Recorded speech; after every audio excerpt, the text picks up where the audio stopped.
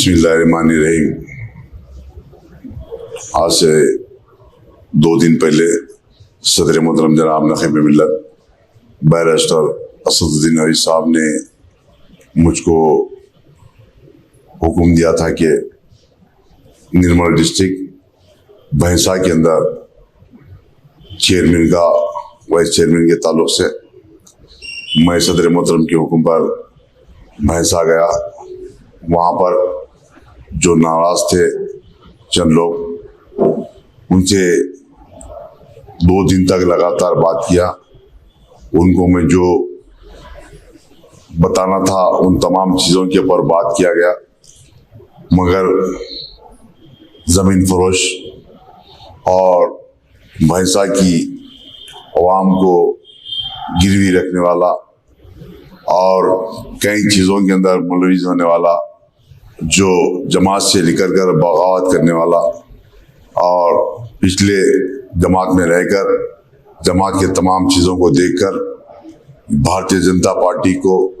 शिवसेना को, हिंदुवानी को और दीगर जमातों को यहाँ के तमाम चीज़ें बताने वाला,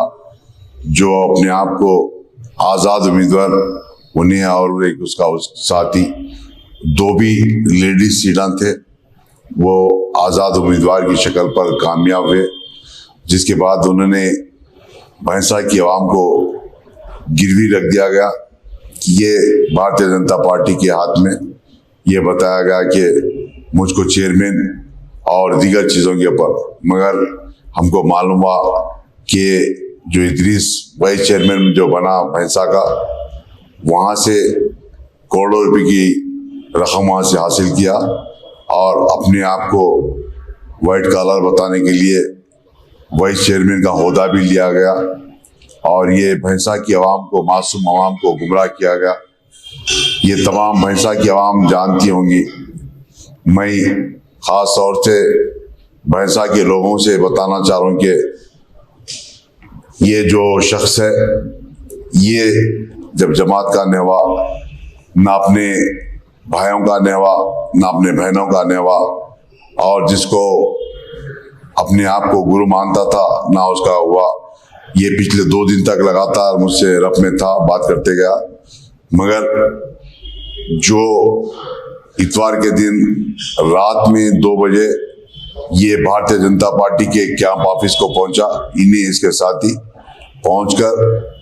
सुबह में 9 बजे भारतीय जनता पार्टी के कैंप ऑफिस से निकल कर म्यूनसिपल ऑफिस पर भैंसा पे पहुंचे। वहां पर चेयरमैन की तायद की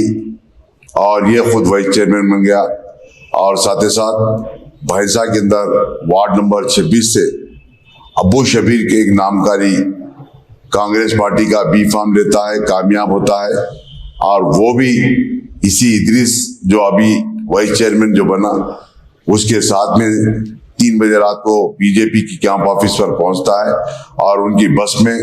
कल सुबह में 10 बजे म्यूनसिपालिटी ऑफिस पर आता है। और ये भी कांग्रेस का अबू शबीर जो है, ये भी कांग्रेस का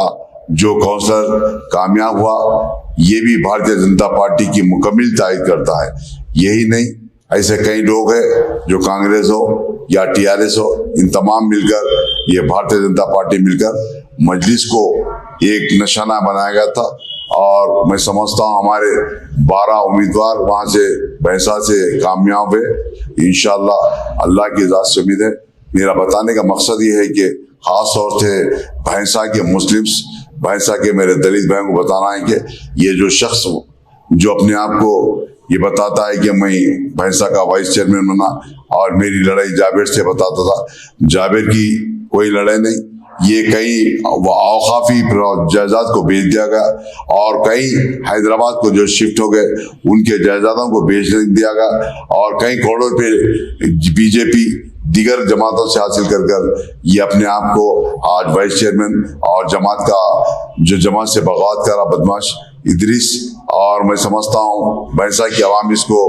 सबक सिखाएगी और ना इसके ऊपर भरोसा करिए, क्योंकि वहाँ पर जमात का कई सालों से हमारा चेयरमैन वाइस चेयरमैन हमारा था, मगर ये भारतीय जनता पार्टी, हिंदुवानी, तमाम जमातों के साथ में मिलकर एक मनसूबा तौर पर 3 बजे रात से लेकर सुबह में म्युनिसिपालिटी ऑफिस पर आता है और ये बीजेपी की तायद करता है, ये चेयरमैन वाइस चेयरमैन भी बन जाता है। मैं आपसे यही बताना चाह रहा हूँ कि खास तौर से जो भारतीय जनता पार्टी हो या टीआरएस हो या कांग्रेस हो या दीगर जमातें मिलकर जो मजलिस को जो शिकस्त देने का मंसूबा बनाए थे, मैं समझता हूँ इंशाल्लाह इनके मंसूबों को हर वक्त अल्लाह ताला निस्त नाबूद करा, इस बार भी इनके मंसूबों को निस्त नाबूद करेगा इंशाल्लाह। आपके दरमियान में हमारी जमात के काउंसलर्स, हमारी जमात के निर्मल डिस्ट्रिक्ट के सदर, हमारी जमात के भैंसा टाउन के सदर, हमारी जमात के तमाम काउंसलर आपसे आपके मसाइल को, आपके जो भी वहाँ के प्रॉब्लम्स आएंगे उन तमाम मसाइल को हल करने के लिए आगे बढ़कर काम करते जाएंगे इंशाल्लाह। भैंसा के लोगों से, निर्मल डिस्ट्रिक्ट के लोगों से मैं उम्मीद करता हूं कि आपके जो भी मसाइल रहेंगे हमारे डिस्ट्रिक्ट प्रेसिडेंट जनाब जाबिर अहमद साहब से और फैजुल्लाह साहब से रब्ता करिए, हमारे काउंसलर से रब्ता करिए, आपके मसाइल को हल करने की पूरी कोशिश की जाएगी।